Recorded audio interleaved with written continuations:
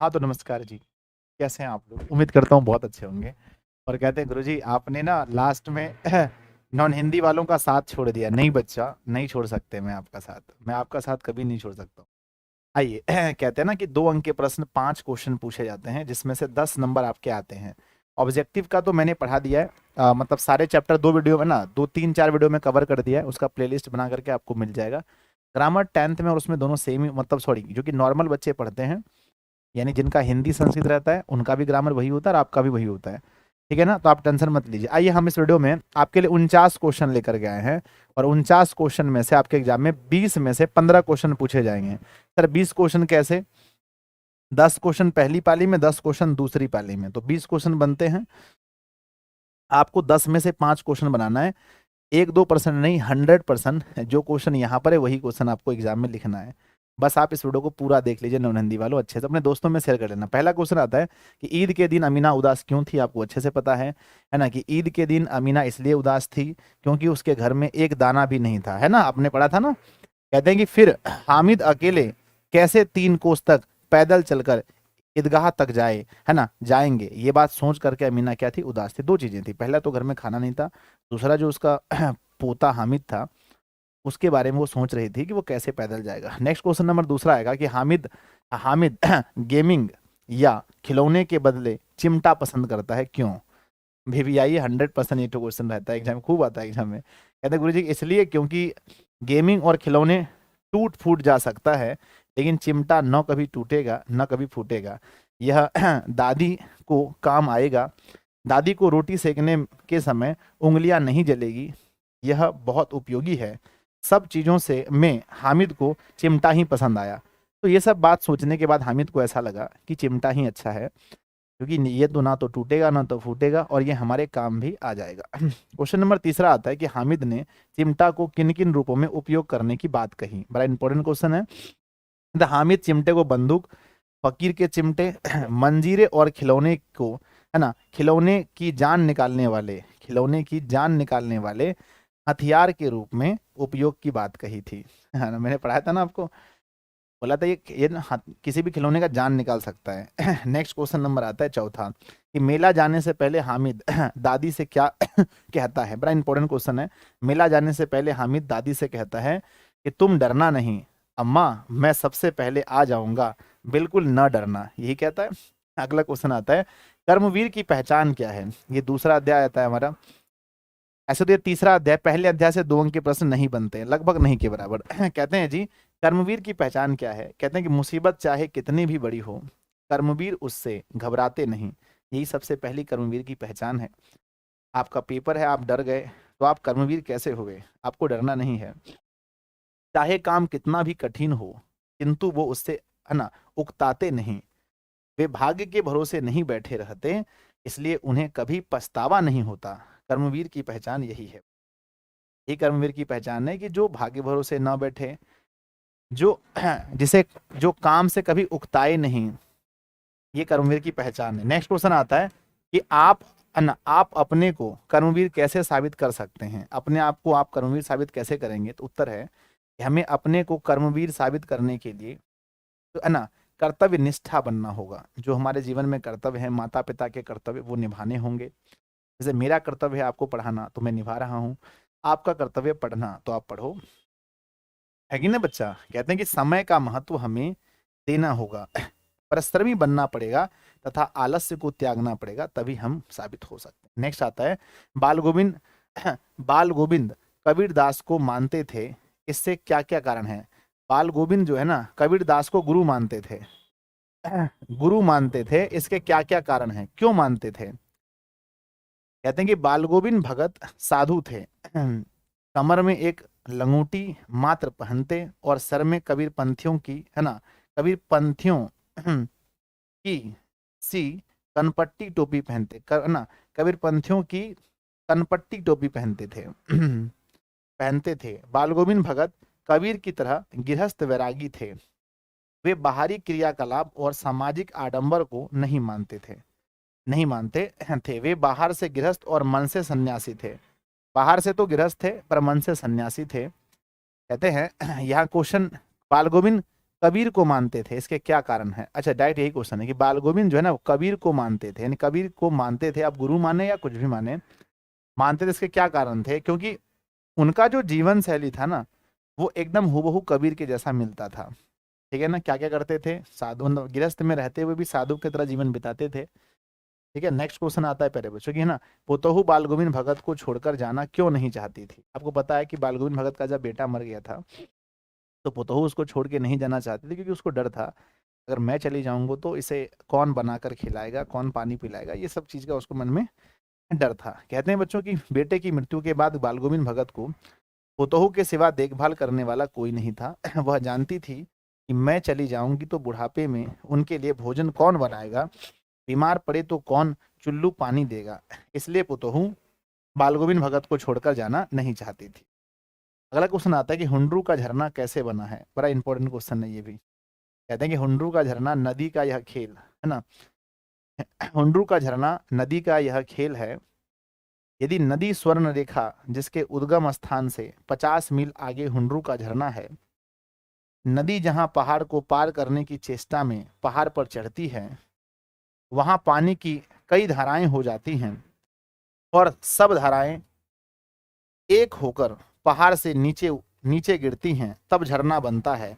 यही हुंडरू का झरना है। यानी कि हुंडरू का झरना बनने का कारण यही है कि नदी अपना, ध्यान देना ऐसे लिखना है कि नदी जब अपना रास्ता ढूंढती है, पहाड़ी क्षेत्रों में नदी जब अपना रास्ता ढूंढती है, रास्ता ढूंढते हुए जहां से एक साथ गिरती है, जहां से एक साथ गिरती वहीं पर झरना बनता है। बस नॉर्मल सी बात है।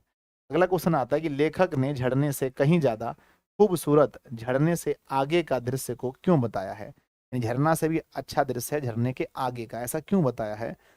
कहते हैं कि झरने से ज्यादा खूबसूरत होता है झरने के आगे की घाटी। आगे की घाटी मतलब कि जहाँ झरना है ना, झरना से पानी गिरा, गिरने के बाद जो पानी जाता है ना वो घाटी, उसको अच्छा बताया लेखक। क्यों बताया? घाटी, पहाड़ों के बीच एक पतली सी नदी बहती है, पतली सी नदी बहती है, हाँ बहुत पतला होता है। वह थर्मामीटर में पतला पारा सा दिखता है। जैसे थर्मामीटर में पारा नहीं होता है, वैसे पहाड़ के बीच नदी होता है झरना वाला। हाँ। उसके आगे पहाड़ मानो नदी को ललकार रहा हो। यह प्राकृतिक वैभव वैभव अवर्णनीय है। या फिर लिखना है यह प्राकृतिक वैभव देखने में बहुत अच्छा लगता है, या यह दृश्य देखने में बहुत अच्छा लगता है, इसलिए लेखक ने झरने से, है ना, झरने से ज्यादा उसके आगे के दृश्य को अच्छा बताया है। नेक्स्ट आता है कि गोपियां कृष्ण की मुरली क्यों चुरा लेती हैं? इंपॉर्टेंट क्वेश्चन है। कहते हैं बातचीत के लोभ से गोपियां कृष्ण की मुरली चुरा लेती हैं, बातचीत करने के लिए। कवि ने नर की तुलना नल के जल से क्यों की है? कहते हैं कि नर का मन और नल का जल नीचे की ओर ज्यादा तीव्रता से बहते हैं, दोनों भिन्न भिन्न मार्ग में ज्यादा गतिशील होते हैं, है ना। यानी कि जिस तरह से नल का जल होता है नीचे जाता है, उसी तरह से इंसान यानी नर का जो मन है वो भी नीचे जाता है, पर हमें क्या करना पड़ता है, खुद पर कंट्रोल करना पड़ता है। ठीक है, नेक्स्ट क्वेश्चन नंबर 13 इंपॉर्टेंट है कि राधा की सुंदरता का प्रभाव कृष्ण पर कैसे पड़ा? कैसे पड़ता है? कहते हैं कि राधा की सुंदरता को देखकर कृष्ण का मन हरा हो उठता है, जैसे पीले रंग का जब काले रंग के ऊपर पड़ता है, जैसे पीले रंग जब काले रंग के ऊपर पड़ता है तो वह हरा हो जाता है ना। जैसे कहते हैं कि पीला रंग अगर काले रंग पर मिला दें तो वह हरा हो जाता है, ठीक उसी प्रकार से जब भगवान श्री कृष्ण राधा को देखते हैं तो उनका मन हरा हो जाता है। कहते हैं कि राधा गौरी है और कृष्ण काले हैं। राधा गोरी है मतलब वाइट है, और कृष्ण काले हैं। राधा के लावण्य को देखकर कृष्ण आनंदित हो उठते हैं, यानी कृष्ण उनको देखकर आनंदित हो उठते हैं। अच्छा क्वेश्चन है। कहते हैं सिरचन के सौगात को किसने खोला, वह कैसा था? सिरचन के बारे में आप लोग जानते होंगे। कहते हैं कि सिरचन के सौगात को किसने खोला था, तो कहते हैं कि सिरचन के सौगात को लेखक ने खोला। सिरचन का सौगात अद्भुत था, ऐसी कारीगरी, ऐसी बारीकी, रंगीन रंगीन सुतलियों के फंदों का ऐसा काम जिसे लेखक ने पहली बार देखा था। कहते हैं कि लेखक की जो मतलब बहन थी, वो चाची की बेटी थी, उसके लिए सिरचन ने कुछ बनाया था, बहुत बढ़िया बनाया था, तो खोला किसने था? लेखक ने। नेक्स्ट आता है हमारा, रेलगाड़ी पर बैठी मानू को सिरचन ने अपनी ओर से कौन से सौगात दिए थे? कहते हैं कि रेलगाड़ी की खिड़की के पास खड़े होकर सिरचन ने एक एक बोझा उतारा। सिरचन ने कहा मेरी ओर है, सॉरी, सिरचन ने कहा मेरी ओर है, सब चीज है दीदी, शीतल पाटी है, चीख है, और एक जैसी आसानी कुस की, है ना, आसानी कुस की। कहते हैं मानू को सिरचन ने अपनी ओर से कौन कौन सौगात दिया, तो कह सकते हैं कि उन्होंने उन्होंने शीतल पाटी दिया, उन्होंने उसे चिक दिया था, और कुछ एक ऐसा था, तीन चार चीजें उन्होंने अपनी ओर से सौगात दिया था। तो उत्तर लिखना है कि रेलगाड़ी में बैठी मानू को सिरचन ने सौगात में शीतल पाटी, चीख और एक दिया था। एक क्या था यहाँ पर, थोड़ा सा ये वहां पर ये बता ना, दो चीज कंफर्म है। नेक्स्ट अगला क्वेश्चन आता है, गांव के किसान सिरचन को क्या समझते थे? मोस्ट इंपॉर्टेंट क्वेश्चन है। कहते हैं गांव के किसान सिरचन को बेकार, बेकार ही नहीं, बेकार मतलब होता है जो खाली खाना के लिए काम करे, बेकार ही नहीं बेगार समझते थे। सिरचन खेत पर देर से और धीरे धीरे चलता हुआ पहुंचता था। नेक्स्ट आता है बच्चों की, बच्चे की दुआ क्या संदेश है? लब पे आती है दुआ बन के तमन्ना मेरी जिंदगी। बहुत अच्छा है ना ये गीत है। कहते हैं बच्चे की दुआ क्या संदेश देते हैं? कहते हैं बच्चों बच्चे की दुआ, दरअसल यह एक प्रार्थना गीत है। इस गीत के माध्यम से जगत को यह संदेश दिया जाता है कि वंचितों, दर्दमंद की हिफाजत करना ही खुदा का पैगाम है। यानी हमें अल्लाह का जो पैगाम मिला है वो यही मिला है कि हमें जरूरतमंदों की मदद करनी चाहिए, हमें अच्छे रास्ते पर चलते हुए सबको भलाई का संदेश देना चाहिए। यही हमें मिलता है इस चैप्टर से। अगला क्वेश्चन आता है हमारा, बच्चे की दुआ कविता में कवि ने ईश्वर से क्या प्रार्थना किया है? कहते हैं कि बच्चे की दुआ कविता में कवि ने ईश्वर से प्रार्थना की है कि हम अपने दम से दुनिया के अंधकार को मिटा सकें, हम अपने दम से दुनिया के अंधकार मिटा सकें, हमारे दम से वतन की सुंदरता बढ़े, हम गरीबों की हिफाजत कर सकें, हम गरीबों की हिफाजत कर सकें, और जरूरतमंद बुजुर्गों की सेवा कर सकें। ये यही करते हैं, कवि ईश्वर से प्रार्थना करते हैं। अगला आता है, अशोक का शस्त्र त्याग एकांकी से हमें क्या संदेश मिलता है? ये मैंने आपको पढ़ाया था कलिंग युद्ध के बारे में, अशोक ने कैसे इस युद्ध के बाद अपना युद्ध करना छोड़ दिया था। कहते हैं कि अशोक का शस्त्र त्याग एकांकी से हमें क्या संदेश मिलता है? तो अशोक का शस्त्र त्याग एकांकी से हमें यही संदेश, यही शिक्षा मिलता है कि देश की रक्षा परम धर्म है, देश की रक्षा परम धर्म है। आत्म बलिदान हमारा कर्तव्य है, आत्म बलिदान के लिए स्त्रियों अथवा पुरुषों का समान अधिकार है। हमने क्या देखा था कि उसमें जो उसकी पत्नी थी पद्मा, महाराज कलिंग की, उन्होंने अपनी रक्षा मतलब अपने देश की रक्षा करने के लिए, अपने साम्राज्य की रक्षा करने के लिए उन्होंने वो तलवार उठा ली और नारियों की एक सेना बनाकर अशोक के सामने लड़ने आ गई। तो इतना तो इस पाठ से हमें ये शिक्षा मिलता है कि हमें हर संभवतः अपने देश की सेवा करनी चाहिए, और पुरुष और स्त्री दोनों का समान सम्मान भी ना सॉरी दोनों का समान सम्मान करना चाहिए। अगला क्वेश्चन आता है, कलिंग युद्ध के बाद अशोक में क्या परिवर्तन आया? तो आप सभी को मालूम है कलिंग युद्ध के बाद अशोक ने युद्ध करना ही छोड़ दिया, मारपीट करना छोड़ दिया और बौद्ध धर्म को अपना लिया। कलिंग में भीषण नरसंहार मतलब होता है गला काटना। नरसंहार के बाद ना अशोक ने अशोक में बहुत बड़ा बदलाव आया। वह युद्ध के मैदान में खूनी तलवार फेंक देता है और युद्ध न करने का संकल्प लेता है। वह बौद्ध भिक्षुकों के शरण में जाता है और अहिंसा का मार्ग अपनाते हुए बौद्ध धर्म को स्वीकार कर लेता है। ठीक है, इतना अच्छा क्वेश्चन है, आएगा सर पक्का। पहली पाली में नहीं आया तो दूसरी पाली में कोई नहीं काट सकता ये क्वेश्चन। अगला क्वेश्चन आता है कि पद्मा कौन थी, वह क्या चाहती थी? पद्मा वही कलिंग की पत्नी थी ना। पद्मा कलिंग महाराज की कन्या थी। वह कलिंग के हत्यारे अशोक की सेना से लड़ना चाहती थी। पद्मा चाहती थी कि अशोक की सेना उसकी जन्मभूमि को पद दलित न कर सके। वह अपने देश के लिए मर मिटना चाहती थी। नेक्स्ट आता है, ईर्ष्या को कौन सी सहेलियां हैं? ईर्ष्या की कौन कौन सी सहेलियां? ईर्ष्या तू ना गई मेरे मन से। ईर्ष्या की कौन कौन सी सहेलियां हैं? कहते हैं निंदा, जलन, दाह, अवसाद, उदासीनता ईर्ष्या की सहेलियां हैं। ये सब निंदा वगैरह सब सहेलियां हैं। ईर्ष्यालु व्यक्ति में मानसिक संयम और अनुशासन का अभाव होता है। जो भी है, तो खैर ये नहीं पूछा था, खाली सहेली पूछा था, मैंने बता दिया। नेक्स्ट आता है, ईर्ष्यालु से बचने का क्या उपाय है, ईर्ष्यालु लोगों से कैसे बचें। कहते हैं ईर्ष्यालु से बचना मानसिक अनुशासन है। ईर्ष्यालु व्यक्ति को दूसरे के बारे में फालतू बातें छोड़ने की आदत आदत आदत है ना, फालतू बातें छोड़ने की आदत डालनी चाहिए। उसे ईर्ष्या छोड़कर रचनात्मक कार्य करना चाहिए। कहते हैं अगर ईर्ष्यालु से बचने का, अगर आपको लगता है कि आप ईर्ष्यालु हो रहे हो, आप दूसरे से जलन कर रहे हो, तो आपको दो चार चीजें छोड़नी चाहिए। क्या चलिए, सबसे इंपॉर्टेंट है कि दूसरों के कार्य से आपको मतलब हटा देना चाहिए। नेक्स्ट आता है, कबीरदास के अनुसार ईश्वर कहाँ निवास करता है। कबीरदास के अनुसार ईश्वर कहाँ निवास करते हैं।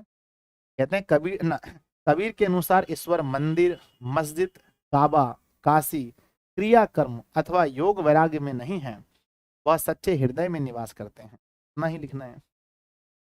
वह सच्चे मन से तलाश करने पर क्षण भर में मिलता है। ईश्वर बाहर नहीं, हमारे भीतर है। इंपॉर्टेंट क्वेश्चन है, ईश्वर कहाँ है। अल्लाह ईश्वर हमारे अंदर है, बाहर नहीं है। अगला, कबीरदास के अनुसार जीव कब आत्मज्ञान पाता है। कहते हैं कि कबीर के अनुसार ब्रह्म का दर्शन ही जीवन का लक्ष्य है। हर इंसान के जीवन का लक्ष्य है भगवान को पाना।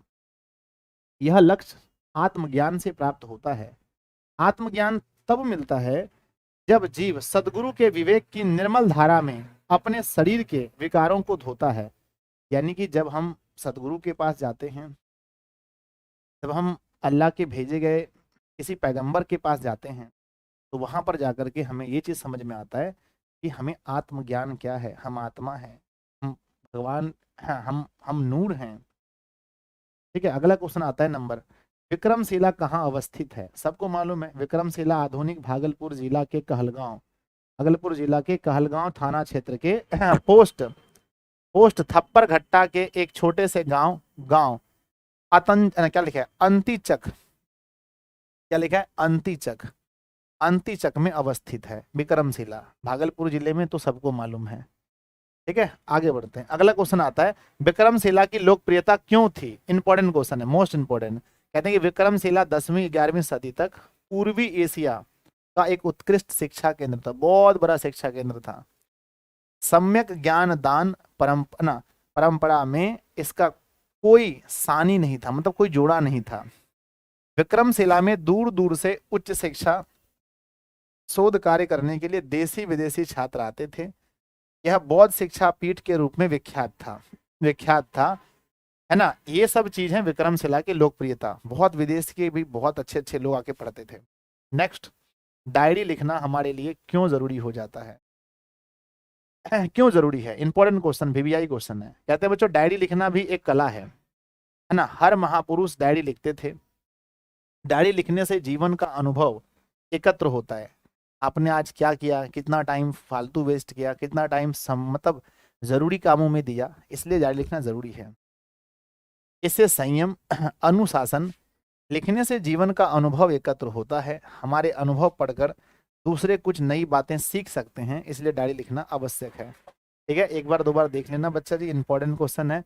संजू को डायरी लिखने की प्रेरणा किससे मिली थी, पता है, दीदी थी उसकी। कहते हैं कि यह संजू को डायरी लिखने की प्रेरणा बाबू के सत्य के प्रयोग को पढ़कर मिली थी। बाबू जी मतलब वो गांधी जी। और इस काम में उसके माता पिता ने भरपूर सहयोग किया। माता पिता ने भरपूर सहयोग किया। लेकिन बच्चों उन्होंने दीदी से भी सीखी थी, दीदी से भी प्रेरणा मिला था, है ना। बाबूजी के सत्य के प्रयोग को पढ़कर, एवं दीदी से लिख देना, एवं दीदी से मिला था ना, दीदी से प्रेरणा मिला था। नेक्स्ट, संजू कैसी लड़की थी, उसे किस चीज का शौक था। इंपॉर्टेंट क्वेश्चन है। संजू फूल सी छोटी पर बड़ी सयानी लड़की थी। छोटी थी पर बड़ी सयानी थी। वह बहुत हंसमुख थी, उसे किताबें पढ़ने का शौक था। नेक्स्ट आता है कि पीपल के पेड़ हमारे लिए किस प्रकार उपयोगी हैं। ये भी एक चैप्टर है। कहते हैं कि पीपल के पेड़ हमारे लिए बहुत उपयोगी हैं। यहाँ थके पंथियों को शांति, शीतलता मिलती है। पथिकों को होना चाहिए, पथिकों को जो राही होते हैं, पथिकों को शीतलता मिलती है और प्यास बुझती हैं। पीपल के नीचे उन्हें अनायास नींद आ जाती है। यह उनका विश्राम स्थल है। यह उनका विश्राम स्थल है। अगर यहाँ पंछियों होगा तो फिर तो पथिक मैंने लिख दिया। पीपल के पेड़ हमारे लिए क्या, अच्छा हमारे लिए पूछा, जानवरों का ना, पक्षी के लिए नहीं, यही है कि पीपल का पेड़ जहाँ भी होता है देखना वहाँ पर बहुत शांति होती है, बहुत अच्छा छांव होता है, आप बैठ कर रेस्ट कर सकते हैं, अगर वहाँ ट्यूबवेल वगैरह है तो पानी भी पी सकते हैं। नेक्स्ट, कैसा वातावरण मिलने पर बुलबुल पंछी गाना गाते हैं। इंपॉर्टेंट है, कहते हैं कि जब जब पावस की फुहार पड़ती है तब पक्षियों के सितार बजने लगते हैं। जब शीतल बयार बहती है और कोमल पत्तों से सरसर सरसर मरमर मरमर की आवाज आती है, तब उसे सुनकर बुलबुल गीत गाने लगती है ना। तो कहते हैं जब फुहारा होता है ना बारिश का, उस समय वो गीत गाने लगती हैं। चलिए अब बहुत कम क्वेश्चन बचा, 16 क्वेश्चन और हैं। निराला को दीन बंधु क्यों कहा जाता है। दीन बंधु, दीन मतलब होता है गरीब, बंधु मतलब भाई, गरीबों का भाई क्यों कहते हैं, वो बहुत मदद करते हैं लोगों की। कहते हैं निराला को दीन बंधु इसलिए कहा जाता है क्योंकि वे असहायों के सहायक थे। उन्होंने अपनी सारी जिंदगी साहित्य एवं दीन दुखियों की सेवा में बिताई। उन्हें जहां कहीं भी दीन दुखी मिल जाते वे पूरी आत्मीयता से उनकी सहायता में जुट जाते थे। दीनों के प्रति उनका सहज स्नेह था, इसलिए निराला निराला को दीन बंधु कहा जाता है। सीधा कहना, वो दीन लोगों के लिए काफी सहयोग करते थे, पूरा जीवन उन्होंने इसी में बिता दिया, इसलिए उन्हें दीन बंधु कहा जाता है। नेक्स्ट, हेमा द्वारा चप्पल की मांग करने पर कसारा ने क्या जवाब दिया था, पता है ना। हेमा एक नौकर था, उन्होंने बोला मालिक को, चाचा मुझे चप्पल दिला दो। बोला अरे चप्पल दिला दूं। कहते हैं जी कि खेमा के द्वारा चप्पल की मांग करने पर कसारा क्रोधित उठा और उन्होंने निर्ममता, क्या बोला है, निर्ममता पूर्वक कहा, अभी रख दूंगा, अभी रख दूंगा चप्पल सिर पर, चप्पलें सिर पर, चल अपना काम कर, बड़ा आया चप्पल पहनने वाला। Important question. नेक्स्ट, किन परिस्थितियों में खेमा के पिता ने उसे बेच दिया था। कहते हैं जी कि खेमा के पिता की आर्थिक स्थिति बहुत खराब थी। उसके माता पिता अपने बच्चों का भरण पोषण करने में असमर्थ थे।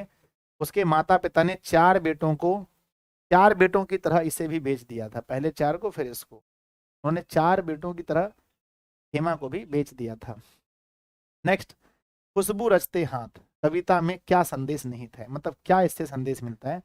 यही मिलता है सर कि जो लोग, हम लोग अगरबत्ती यूज करते हैं, हम लोग बहुत सारा चीज यूज करते हैं, लेकिन वो जो खुशबू वहां से आती है, उसको रचने वाले लोग ना बहुत गंदी बस्ती में रहते हैं, बहुत बुरी स्थिति में अपना जीवन बिताते हैं। क्या संदेश निहित है बच्चों, कहते हैं कि खुशबू रचते हाथ कविता में यही संदेश निहित है कि दुनिया को खूबसूरत और खुशबूदार बनाने वाले दलित मजदूर स्वयं बदबूदार गंदी बस्तियों में रहने के लिए मजबूर हैं। अगला क्वेश्चन आता है कि खुशबू रचने में किन किन प्रकार के हाथ लगे हुए हैं। कहते हैं कि दुनिया की मशहूर अगरबत्तियों के निर्माण में बूढ़े मजदूर, पुश्तैनी मजदूर, नव युवती महिलाएं, कोमल हाथ वाले बाल मजदूर और अपाहिज व घायल मजदूर लगे हुए हैं। ये सब लगे हैं दुनिया को खूबसूरत करने में। अगला आता है हमारा, आज बिहार की बेटियों ने समाज के आगे समाज के सामने क्या आदर्श रखा है। तो मैंने इस पाठ में आपको पढ़ाया था कि 3 4 5 लड़कियों के बारे में जिक्र है, उन्होंने समाज के लिए आदर्श क्या रखा है। कहते हैं कि आज बिहार की बेटियों ने समाज के सामने दृढ़ इच्छा शक्ति और कठिन परिश्रम का मिसाल रखा है। इन संघर्षशील बेटियों ने सिद्ध कर दिया है कि अगर हौसला ऊंचा हो और कठिन परिश्रम करने का इरादा हो तो बड़ी से बड़ी कामयाबी पाई जा सकती है। बिहार की कुछ बेटियों ने समाज के सामने संघर्ष और लगन का आदर्श रखा है। नेक्स्ट आता है कि सोनी पूरे प्रखंड की क्यों चहेती बन गई थी। मैंने पढ़ाया था कि दरअसल सोनी पूरे जिले में एथलेटिक्स प्रतियोगिता में 400 मीटर और 1600 मीटर की दौड़ में पहला स्थान प्राप्त किया था वह गांव की ही नहीं पूरे प्रखंड की चहेती बन गई थी। नेक्स्ट, कर्पूरी ठाकुर का जन्म कब और कहां हुआ था। उनके माता पिता एवं पत्नी का नाम लिखें। जी, है ना। कहते हैं श्री कर्पूरी ठाकुर का जन्म समस्तीपुर के निकट पित्तोंझिया, क्या लिखा है, पित्तोंझिया नामक गांव में 24 जनवरी 1921 को हुआ था। उनकी माता का नाम राम दुलारी देवी, पिता का नाम गोकुल ठाकुर और पत्नी का नाम फुलेश्वरी देवी था। ठीक है। नेक्स्ट आता है हमारा कर्पूरी ठाकुर को कौन कौन सा कार्य करने में आनंद मिलता था। कहते हैं कर्पूरी ठाकुर को खेल कूद, गाय और अन्य पशुओं को चढ़ाने में मन लगता था। इसके अलावा उन्हें दौड़ने, तैरने, लोकगीत एवं गाय की मंडली में डफ बजाने में का भी शौक था। ठीक है, अगला क्वेश्चन आता है हमारा, महारानी लक्ष्मीबाई ने बलिदान का वर्णन अपने शब्दों में कीजिए। महारानी लक्ष्मीबाई के बलिदान का वर्णन अपने शब्दों में कीजिए। इंपॉर्टेंट क्वेश्चन है। कहते हैं जी महारानी लक्ष्मीबाई अंग्रेजों को छक्का छुड़ाई हुई थी, है ना, हुई आगे बढ़ रही थी। अचानक सामने नाला आ गया। यह महारानी लक्ष्मीबाई के लिए संकट की घड़ी थी। नया घोड़ा अड़ गया और बहुत से शत्रु उन पर हमला करने लगे। महारानी घायल होकर गिर गई और वीर गति को प्राप्त हुई। इस तरह आजादी के लिए महारानी लक्ष्मीबाई ने अपने प्राण की कुर्बानी दी थी, है ना। बहुत लोगों ने घेर लिया था। नेक्स्ट, झांसी की रानी के चरित्र की विशेषता क्या थी। झांसी की रानी के चरित्र की विशेषता क्या थी। कहते हैं कि झांसी की रानी लक्ष्मीबाई एक वीरांगना थी। उनके भीतर देशभक्ति थी। वह भारत को गुलामी से मुक्त करना चाहती थी। इसके लिए उन्होंने 23 वर्ष की उम्र में अपनी जान की बाजी लगा दी थी। लक्ष्मीबाई को किनकी गाथाएं याद थी। कहते हैं कि लक्ष्मीबाई पिता की अकेली संतान थी और कानपुर के नाना साहब की मुंह बोली बहन थी। ये बचपन से ही बड़ी वीर थी। लक्ष्मीबाई को वीर शिरोमणि शिवाजी की गाथाएं जवान पर याद थी। यानी कि शिवाजी की जो गाथाएं हैं इन्हें मुंह जवानी याद थी। हाँ। अगला क्वेश्चन आता है हमारा कि लेखक को बीमार पड़ने की इच्छा क्यों हुई। आ गया वही जी, है ना। मतलब अस्पताल, क्या था उसका, अस्पताल का चक्कर, ऐसा कुछ था ना। कहते हैं लेखक को बीमार पड़ने की इच्छा क्यों थी। वो सोचते थे हम बीमार पड़े तो कुछ लोग आकर हमसे पूछे क्या हाल चाल है, कुछ अच्छा खाने मिले। कहते हैं लेखक 35 वर्ष का हट्टा कट्टा आदमी है। आज तक वह कभी बीमार नहीं पड़ा। लोगों को बीमार देखकर लेखक को भी बीमार पड़ने की इच्छा होती है। बीमार के नाम पर उसे हंटले बिस्कुट खाने को मिल जाएगा ना।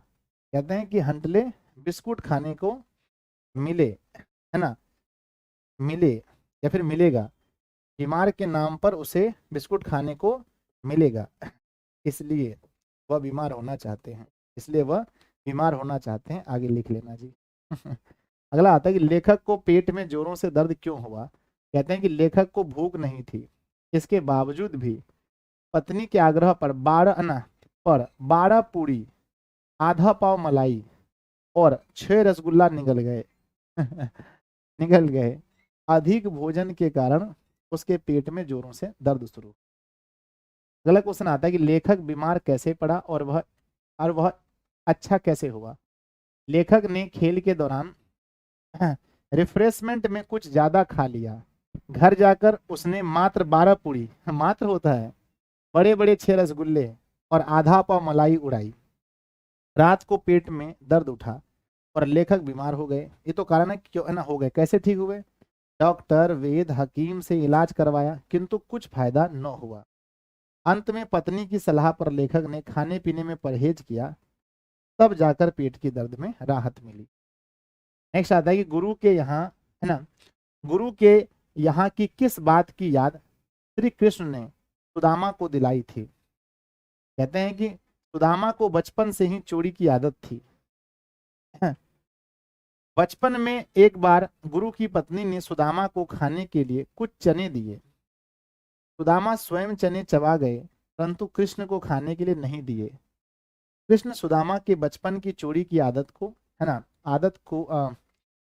चोरी की आदत की याद दिला रहे हैं, है ना। इसलिए कहते हैं कि भाभी जी ने कुछ भेजा है तो वो भी शायद आपने चुरा के अकेले खा लिया है क्या, तब उन्होंने चावल निकाल के दिया था कांख से। लास्ट क्वेश्चन है, सुदामा को कुछ न देकर उनकी पत्नी को सीधे वैभव संपन्न कराने का क्या औचित्य था। सुदामा को श्री कृष्ण ने कुछ नहीं दिया था, याद है आपको, और डायरेक्ट उन्होंने क्या किया था, उनकी पत्नी के घर बना दिए थे, महल बना दिए थे, सब कुछ वैभव दे दिया था। इसका क्या कारण था। कहते हैं कि सुदामा को कुछ न देकर उनकी पत्नी को सीधे वैभव संपन्न श्री कृष्ण ने किया। सुदामा श्री कृष्ण के बाल सखा थे, वे गरीबी की आग में जल तप रहे थे। अपनी मित्रता को निभाते हुए श्री कृष्ण ने उदारता और मित्र भाव का परिचय दिया। यह अद्भुत था। यह क्या था? अद्भुत था। और वो नहीं चाहते थे कि सुदामा को मैं स्वयं हाथ से देकर के लज्जित करूं, इसीलिए उन्होंने डायरेक्ट उनकी पत्नी को दिया। ठीक है प्यारे बच्चों, लव यू सभी को। आप लोग इस वीडियो को पूरा देखना जी। 49 क्वेश्चन है। सर कितना क्वेश्चन आएगा? अरे घर 49 क्वेश्चन है ना, इसमें से आपके एग्जाम में 10 पूछे जाते हैं, बनाना 5 है। इन 10 में से मुझे पूरा उम्मीद है 7 से 8 क्वेश्चन यहीं से होगा। बस इस वीडियो को एग्जाम वाले रात में अच्छे से देख लेना एक बार, है ना, 2-3 बार देखना। इसका PDF तो हम ऐसे भी दिए ही हैं, एक बार फिर से आप लोग के व्हाट्सएप ग्रुप में भेज देंगे। अपने दोस्तों में शेयर कीजिएगा। और इसके 5 अंक वाला एक वीडियो और आएगा ऑब्जेक्टिव के लिए। सर नॉन हिंदी के लिए आप क्या किए बताइए, कुछ बता देते हैं। ऑब्जेक्टिव के लिए हमने 3-4 क्लासेज ली थी। एक क्लास में तो मैंने 9 से लेकर के पूरा 23 चैप्टर यानी 15 चैप्टर पढ़ा दिया था, जिसको लगभग 25-30 हज़ार बच्चों ने देखा भी है। और दूसरी बात है, मैंने 2 अंक के प्रश्न के लिए एक वीडियो दिया, अब एक वीडियो दूंगा बच्चों 5 अंक के प्रश्नों के लिए सर। और पत्र लेखन वगैरह जो नॉर्मल बच्चों को पढ़ाया ना, पत्र लेखन कैसे होता है ना, हिंदी संस्कृत वालों को वही आपको पढ़ लेना है ना। हम ग्रामर सेम है। टाइम मिलेगा तो कोशिश करेंगे, पर बहुत टाइम अब नहीं मिलेगा मुझे उम्मीद है। ठीक है, लवी बच्चों, इस वीडियो को अच्छे से देखना, नीचे कमेंट करना वीडियो कैसा लगा। ठीक है, और आगे वीडियो बहुत जल्दी मिलेगी। धन्यवाद आप सभी का।